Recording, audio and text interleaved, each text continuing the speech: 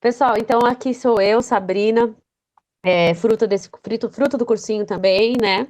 Me formei pela USP e hoje a gente quem já me conhece, não sei quantos de vocês estão aqui porque eu não consigo ver o rosto de vocês, os seus nomes e tal, mas espero que a gente possa se conhecer melhor ao longo dos dias.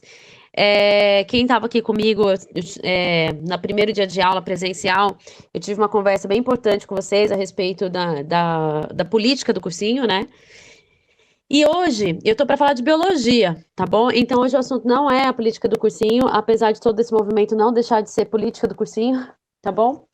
Então, se eu puder começar aqui, me dá um ok, Polly, que eu já tô com o conteúdo na ponta da língua e eu tenho pouquíssimo tempo para falar sobre ele. Não, pode iniciar. Então tá, Liberada. gente, vocês viram que a gente tá no modelo teste, para mim deu vários bugs, né? Não consegui aqui do meu computador apresentar minha tela, mas a Kim vai fazer esse compartilhamento de tela. Compartilha para mim aí, por favor, Kim. Quando tiver ok, você me avisa, tá?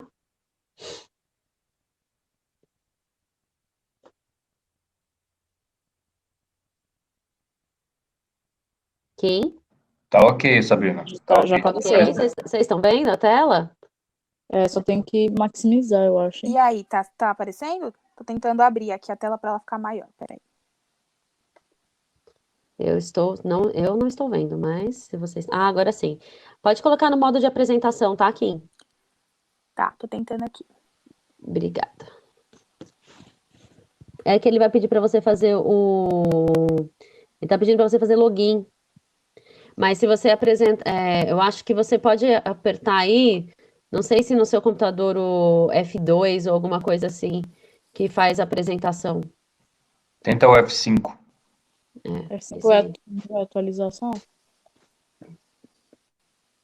Não, ele vai pedir atualizar. Eu acho que tem uma das teclas, Kim, que é uma tecla de expansão. Isso, boa. Tá indo devagar aqui, mas tá indo. É isso aí. Boa, foi. Ah, é uma pena que. Ai, foi. Então, prazer enorme estar com vocês. Eu vou conversar hoje com vocês a respeito de biologia. E eu vou falar um pouco sobre alguns temas muito importantes para nós da biologia, que é a questão sobre o que é a vida, né? Então, quem pode passar? Então, o que é a vida, né? Enquanto biologia, o que a gente entende como vida? Então, não é um tópico, a gente não vai fazer uma discussão epistemológica, a gente não vai fazer uma discussão filosófica, existencial, a gente não vai falar de Sartre, a gente não vai falar de nenhum filósofo, a gente vai falar do ponto de vista biológico, o que a gente entende enquanto ser vivo. E eu não estou dizendo a partir de quando esse ser vivo, a gente diz que ele está vivo ou não. Essa discussão a gente não vai ter nesse momento. Então, o que eu vou descrever para vocês são os pontos de vista da ciência quando a gente pensa em um ser vivo. Eu vou descrever um ser vivo, portanto, ele tem que ter X coisas. Eu sei que eu estou viva, né? Eu sei que o cachorro da minha vizinha está vivo, está fazendo barulho aqui. Eu sei que o mosquito que passou por perto de mim está vivo. E o que me diz, né? Que característica que tem que ter para eu considerar aquilo vivo? É óbvio que uma pedra não é viva. O óbvio, ele é um pouco complexo. Eu preciso dar títulos, eu preciso dar descrições para poder caracterizar algo que de fato esteja vivo. Ele tá. E não serve, né? Uma das coisas que eu sempre falo com os alunos, e não serve ficar falando que nem criança, né? O que é vivo? Aquilo que não está morto. Isso a gente já sabe, né? Eu quero saber algo de fato científico. Então, para estar vivo, né, basta não estar morto. Então, uma pedra, então é morta.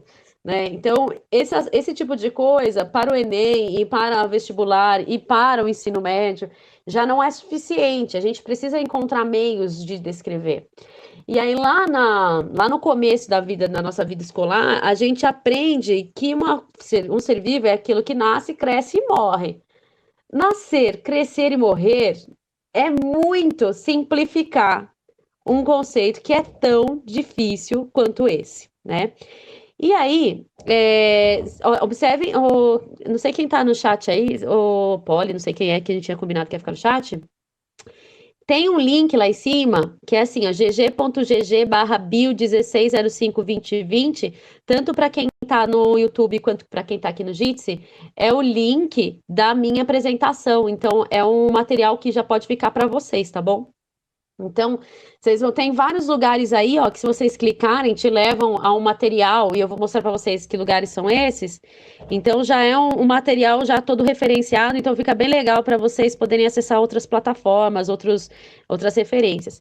Por exemplo, nesse slide que a gente está vendo aí, tem uma plataforma que, se você puder clicar aí nessa imagem do Khan Academy, tem uma plataforma totalmente gratuita e que vocês não conhecem, conheçam, explorem, porque é uma plataforma que ela vem assim, são 3 coisas muito bacanas, aliás, 4. Primeiro que ela é gratuita, pensada para o ensino público. Segundo, que ela tem as sequências didáticas de física, de física, matemática, biologia, português, né? Tem uma sequência didática com a explicação dos conteúdos e exercícios. Só que esses exercícios, eles não são simplesmente exercícios quaisquer. Você vão fazendo exercício, e aí, na medida que você já passou uma etapa de que você já. Agora eu estou seguro, esse conteúdo está muito fácil para mim. A plataforma, ela vai te dar exercícios mais difíceis, tá? Então, ele vai entendendo, né, a sua curva de aprendizagem e vai falando, agora você pode receber um exercício mais difícil, tá? E tudo que a gente vai conversar hoje sobre o que é vida, tá nessa... Clica para mim aí, Kim, nesse desenho do Khan Academy. Abriu? Vai abrir aí para você? Não sei se abriu aí ao lado. Abriu para mim, mas abriu o conteúdo que já tinha, e eu compartilhei no chat para eles conseguirem abrir depois. Tá bom, então tá bom. Então, essa plataforma é bem legal, tá? Então, tudo que a gente está falando hoje aqui, vocês vão lá, tem o assunto descrito, tem exercício a respeito, tem vídeo, então, enfim, tem coisa pra caramba. E aí, por que a gente vai começar com essa aula sobre o que é vida? Porque a biologia, dentro das caixinhas de disciplinas que existem, né, que foram pensadas aí para educação, ela se preocupa especialmente em estudar a vida. Então, quando eu vou estudar biologia, as pessoas geralmente sabem que bio significa vida, logia significa estudo, então eu estou fazendo um estudo da vida. E eu estou falando de estudar a vida nas diferentes perspectivas. Então, eu estou falando de uma coisa pequena, eu estou falando de uma coisa grande. Estou falando de uma bactéria, estou falando de um vírus, estou falando de coronavírus, mas eu também estou falando de pandemia, estou falando de ecossistema, estou falando de população, estou falando de biodiversidade. Porque tudo isso corresponde a itens que fazem parte da análise, né, do comportamento e da qualidade daquele organismo, né, de como aquele organismo está se comportando no ambiente, né, como é que é a fisiologia dele. Então, tudo que envolve a vida, desde o macro até o micro, e quando eu falo micro, é micro mesmo, eu estou falando de coisa muito pequena, estou falando de coisa nanométrica, estou falando de coisa muito mínima. Tudo que envolve a vida em alguma escala, a gente vai estudar na biologia, né? Então, se eu vou estudar a vida na biologia, nas suas diferentes escalas, antes de eu estudar as escalas, eu preciso entender e conceituar o que é vida, tá? Então, vamos lá. A gente vai estudar a vida, pode passar aqui. Como eu falei, a gente não vai estudar a vida do ponto de vista existencial, tá? Pode passar, tá, Kim? Kim? Está viva, Kim? Ixi. Aqui para mim já foi, já mudou a tela. Que bom. Então tá. Aqui não. Vocês estão vendo a próxima tela do Jitsi? Não estamos. Tudo bem, minha né? Aparece só o monitor, mas não aparece nada. O monitor. Atualiza aí, Kim, para ver se atualiza aqui também, tá? Por favor, por gentileza. Tá.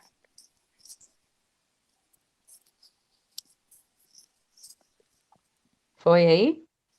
Foi. Que bom. Aqui Tá não. naquela tela, é a vida e a bonita. Mas não tá bonita não, porque não tá aparecendo. Ô, Kim, tira do modo apresentação, vai naquele modo menor mesmo, não tem problema. Pessoal, vocês são o pessoal que tá aqui de aluno e tal. Desculpa a gente, tá? Por favor. Esse é um piloto.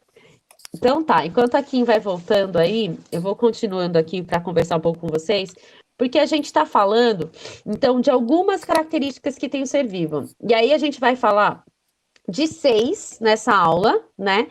Mas, em particular, a gente vai falar, é importante dizer que não é um assunto que não vai se acabar nesses 6 tópicos, de jeito nenhum. Mas a gente vai considerar que esses 6 tópicos são tópicos muito importantes e são os tópicos que caem mais no Enem, tá bom? Então, para vocês terem ideia, a gente está falando de presença de célula, e aí, então se eu tô falando de um ser vivo, e agora foi. É que eu ia, nesse slide aí, pessoal, eu ia falar que a gente não vai estudar do ponto existencialista dela, tá? A gente vai estudar do ponto mais técnico, tá bom? Pode passar, Kim. Se der errado de novo, aí você volta e faz. Isso, agora foi. Então a gente está falando de presença de célula. Então, se eu estou falando, poxa, por que que uma pedra, uma rocha não é vivo? E por que que o meu cachorro é vivo? Por que que uma bactéria é vivo? Por que que um fungo, aquele orelha de pau que dá nas árvores, são vivos? Um mofo é vivo? O porquê que eu tô falando que essas coisas são vivas e uma rocha não é vivo? Então, porque a gente tem algumas coisas que vai caracterizar a diferença entre eles. Primeiro, a gente está falando de presença de célula. Não vai ser hoje, mas aí eu vou colocar uma lebre para vocês pensarem. Tá, a gente está dizendo de presença de célula.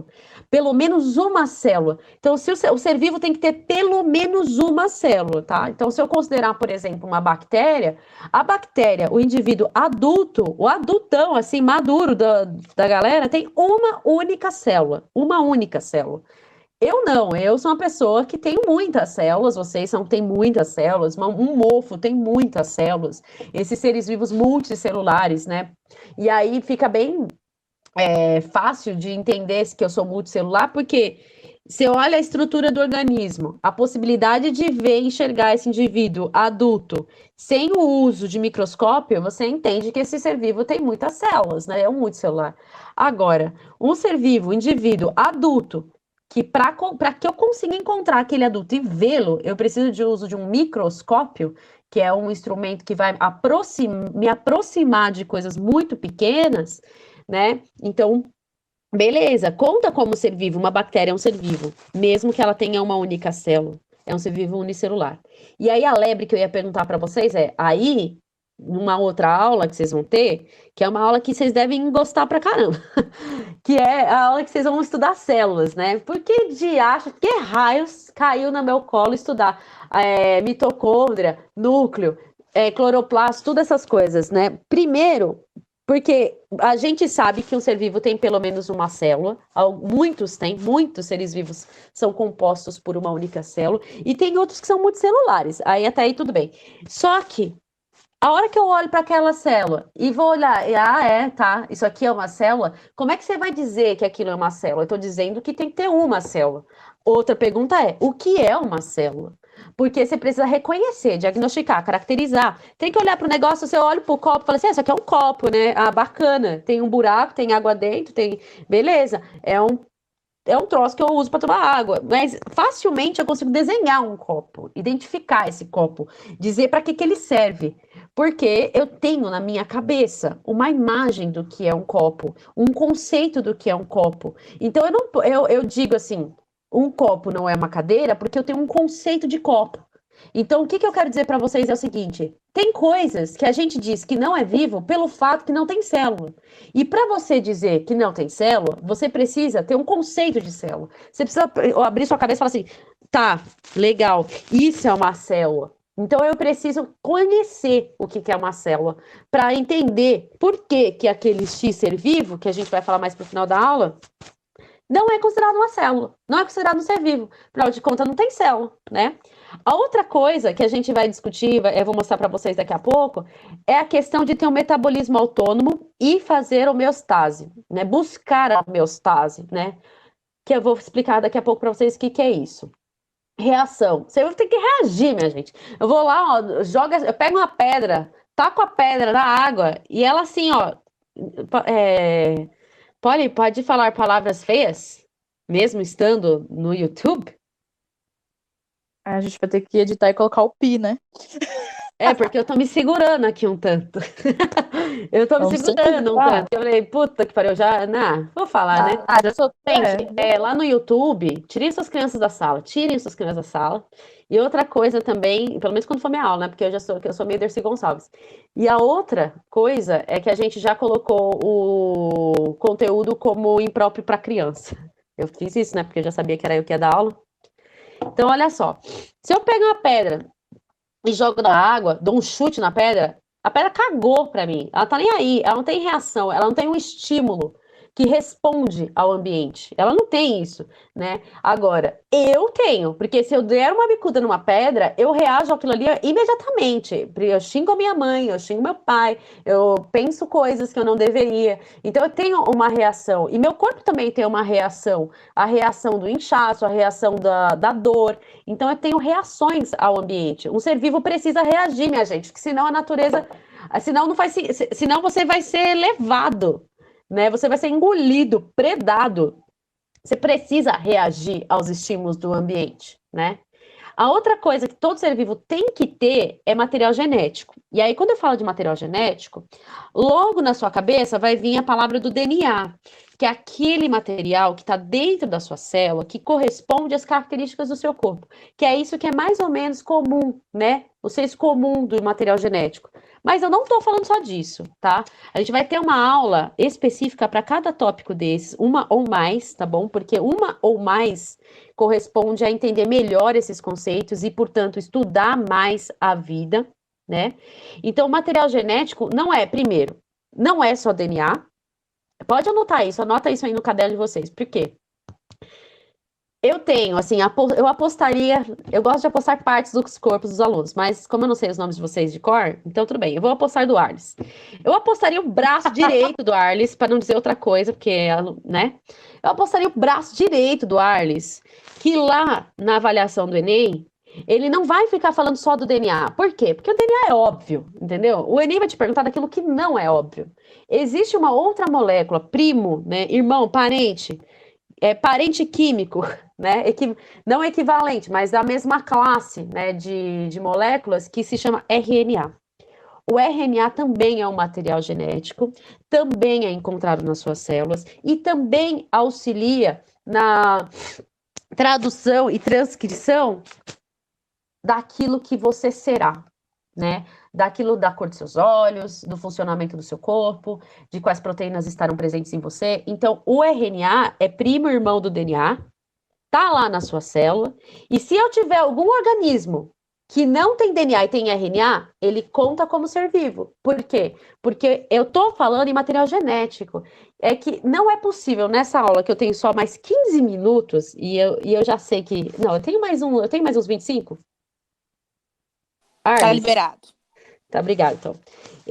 Não vai ser possível a gente fazer essa discussão histórica, né? De história da ciência, de como é que funciona esse RNA. Mas, cara, acreditem, né? O RNA, ele é super poderoso. A gente é uma molécula formidável, é uma molécula que está sendo utilizado para várias finalidades, desde vacinação, desde algumas terapias, imunoterapias. Então, o RNA, embora mais desconhecido publicamente, né, ele tem um papel bem importante dentro do nosso corpo.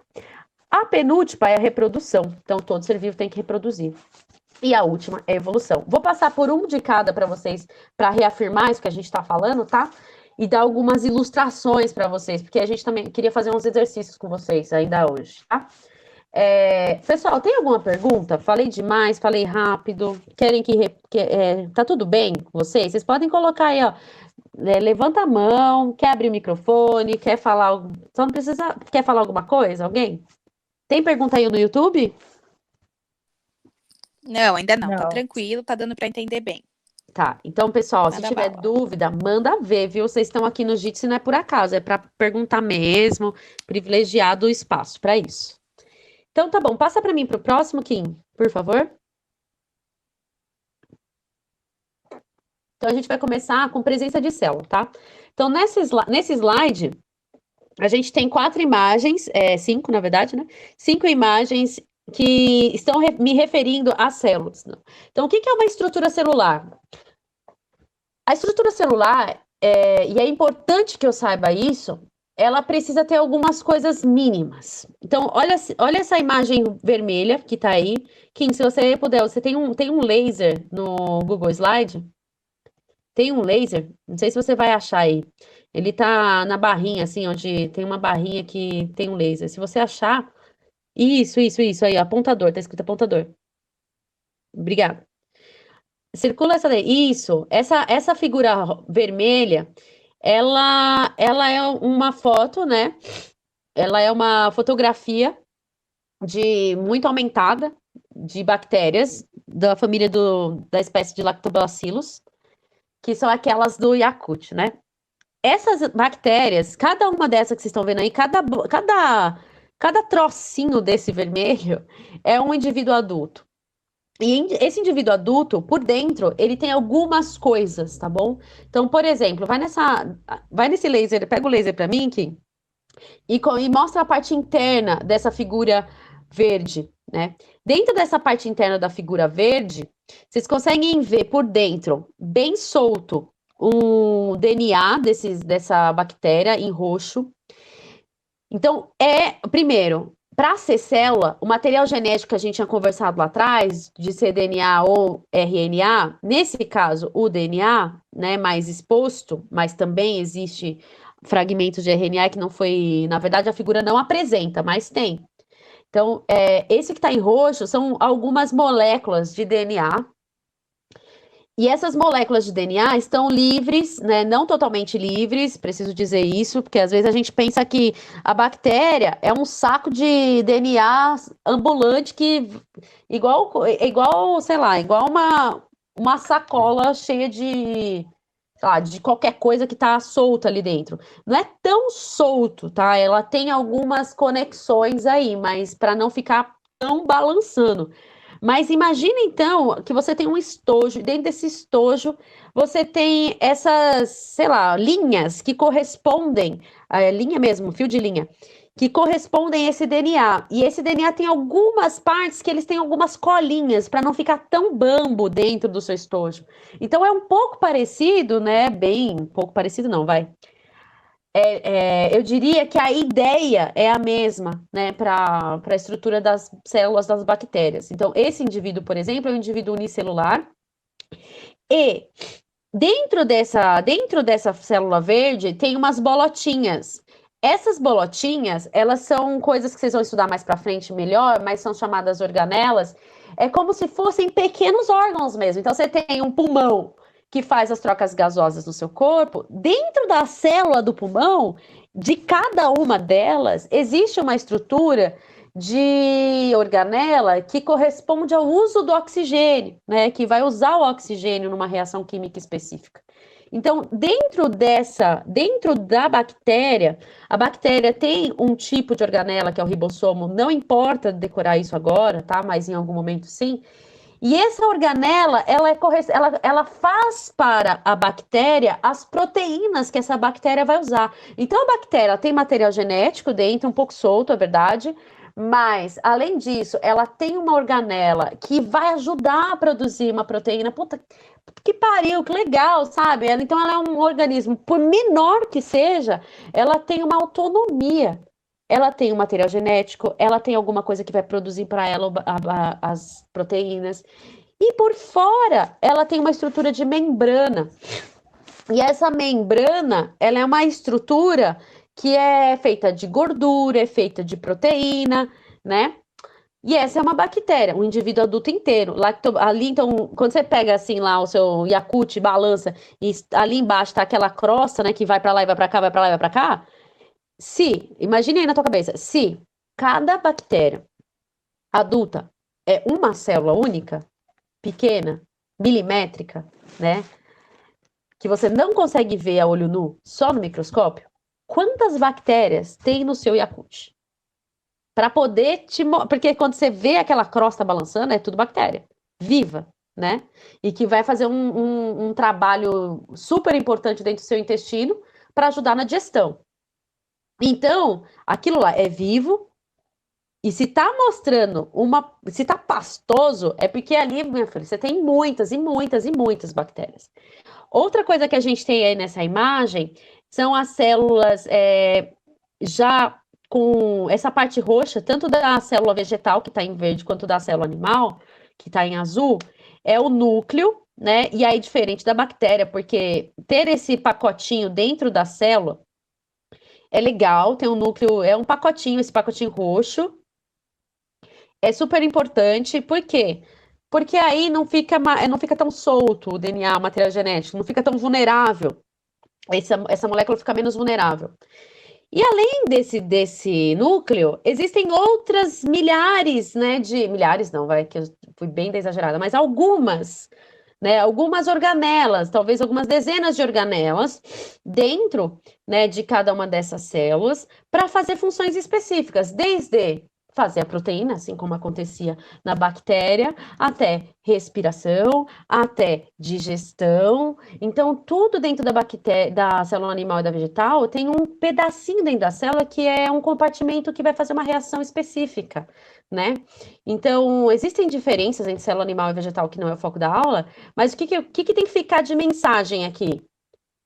A célula, para ser célula, e para eu dizer que aquilo é vivo, ele tem que ter uma membrana, ele tem que ter material genético e tem que ter essas coisas que estão dentro, compondo a parte interna, que se eu pudesse tocar, ia ser meio gelecoso, né? No caso da bactéria, tem esses ribossomos que ficam produzindo proteína, mais água, mais um monte de sal mineral aí nessa geleca amarela. Então, se você pudesse tocar, assim, é quase assim um aspecto de clara de ovo, né?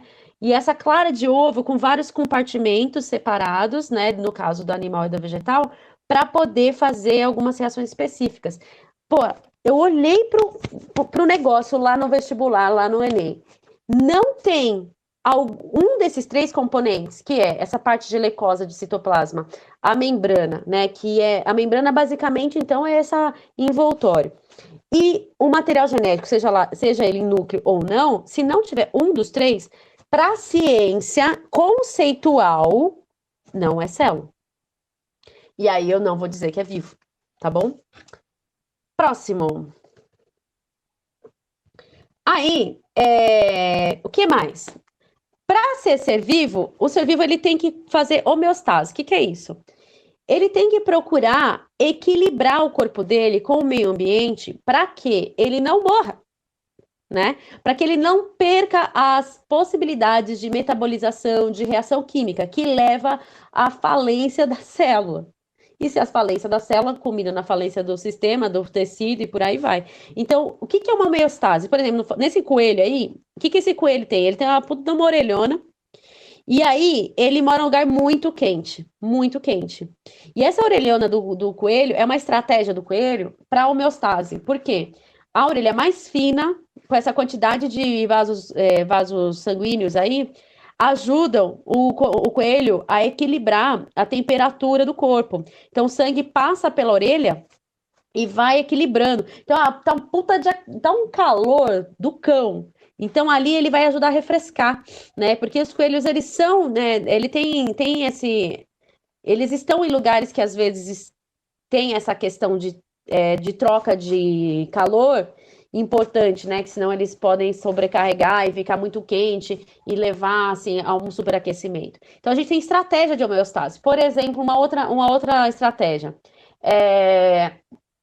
Tem bicho que tem muita gordura, muita gordura. O caso de peixe do Ártico, salmão, esses peixes chiques aí que a gente não tem dinheiro para comprar. Esses peixes, eles têm muita gordura no corpo, por quê? Porque a gordura é um isolante térmico. Se ele mora num lugar que é frio para um cão, né? Se é frio para caralho lá, ele precisa se equilibrar, porque senão ele vai morrer, porque ele não tem um esquema de produzir calor interno, né? Peixe é um animal de sangue frio. Então, o que ele tem? Ele tem uma gordura específica, tipo de gordura específico, que consegue manter e equilibrar a temperatura do corpo, tá bom? Kim, próximo.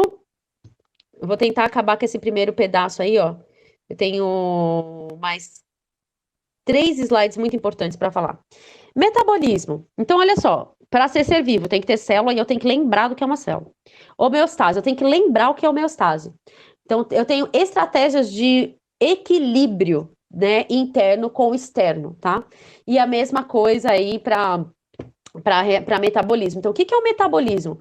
O organismo, o ser vivo, tendo uma única célula ou muitas, seja um mofo que está dando no seu pão, que é um fungo vivo com milhares de células, ou com uma bactéria, lactobacillus, uma única célula, esse ser vivo ele tem que ser capaz, sozinho, de produzir as suas reações químicas vitais, que são respiração.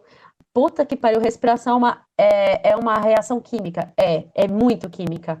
Então, assim, eu tô falando de reações químicas, quando você não simplesmente do fato mecânico de trazer o ar, o oxigênio para dentro e o gás carbônico para fora. Eu tô falando de pegar esse oxigênio e fazer alguma coisa com ele dentro da célula. Porque a gente fala assim, o que é respiração? Oxigênio para dentro e CO2 para fora. Tá bom, isso daí tá fácil, né? Você acha que isso aí vai cair no Enem? Nunca.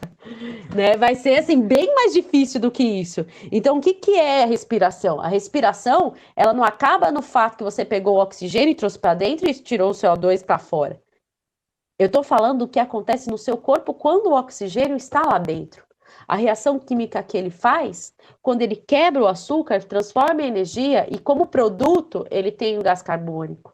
Então eu estou falando de respiração em todos os níveis, do nível macro, desde o momento da troca gasosa até o micro, né? Então o ser vivo ele tem que ser capaz sozinho de quebrar o açúcar e gerar energia, seja usando oxigênio ou qualquer caceta. Se ele vai usar ferro, tem ser vivo que usa? Tem ser vivo que usa enxofre, né, no lugar. Então tem ser vivo que respira enxofre. Tem bactéria que respira enxofre, né? Não enxofre do jeito que eu tô falando aqui para vocês, mas na sua especificidade molecular. E aí, ele vai pegar ele vai respirar, ele deu um jeito de respirar. Desde o ponto de vista de pegar o gás e quebrar o oxigênio, quebrar açúcar até liberar. Ele deu um jeito. Se o ser vivo não é capaz, sozinho, de produzir suas proteínas, né? De quebrar os seus açúcares e produzir energia, de produzir calor, se ele não dá um jeito sozinho de fazer as suas reações químicas, a gente desconsidera esse ser vivo quanto organismo vivo, né? Próximo. Outra característica que todo ser vivo tem que ter, e aí pelo fato que ele faz homeostase e pelo fato que ele tem metabolismo, é que ele tem que reagir, não pode ser, e não tô falando do songo-mongo que você tem aí na sua casa, do amigo songo-mongo, que fica lá babando ovo, não é o baba-ovo, eu tô falando de reação mesmo, assim, colocou a mão no fogo, você tem que tirar, meu amigo, você tem que tirar por quê? Senão vai queimar a sua mão, então você tem que ter estímulos, e eu tô falando da gente quanto animal, mas eu também tô falando das plantas, aí vocês têm a mimosa púdica, que é um vegetal que ela tem uma reação, que se chama de dormideira, né? Que você encosta e ela tem essa reação de fechar automaticamente para proteger a área das folhas dos predadores, para perder menos predação. Então chegou ali um bicho que vai comer essa folha, você tá louca, ela fecha toda. Ela finge de louca e fecha, para que ela não perca não venha a perder as suas folhas, né, para o predador. Próximo. E aí, gente, só para fechar para os dois primeiros momentos, né?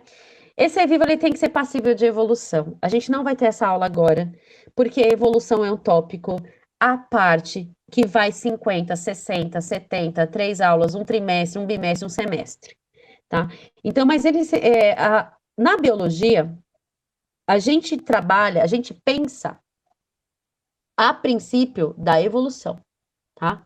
Então, tudo na biologia é à luz da teoria da evolução, que é uma teoria ultra refinada, né? Que às vezes as pessoas entendem como origem às vezes, não, assim, a teoria da evolução, ela é o maior caos da ignorância possível, né? Porque as pessoas falam assim, o homem veio do macaco, a primeira aí já dá vontade de chorar. Tipo, meu filho, se dá o trabalho, assim, 1 minuto de ler, só uma coisinha, assim, mas alguma coisa boa, 1 minutinho, né? Outra coisa que as pessoas falam muito, a teoria da evolução, aquele negócio do Big Bang mesmo, né? Gente, é de chorar, é de querer cortar os pulsos. Não, a gente está falando de uma teoria que diz que os seres vivos, as populações, né, elas evoluem na medida que elas se adaptam a forças de seleção natural. Essa frase, apesar de eu ter dito com tanta facilidade, ela não é uma frase fácil e vai ter um momento para vocês estudarem, né? Só isso aí. Agora, o mais importante é: ser vivo não é passível de evolução? Só se ele não tiver DNA. Se ele tiver DNA, se ele tiver RNA, ele é passível de evolução. Ele é passível de mudança. Ele é passível de adaptação ao longo dos anos, criando novas espécies. Ele é passível. Não existe nenhum ser vivo que contenha DNA que não seja passível. E aí, se é passível, a gente diz que ele entra dentro do pacote do que é aquilo que a gente considera e acredita como ser vivo, tá?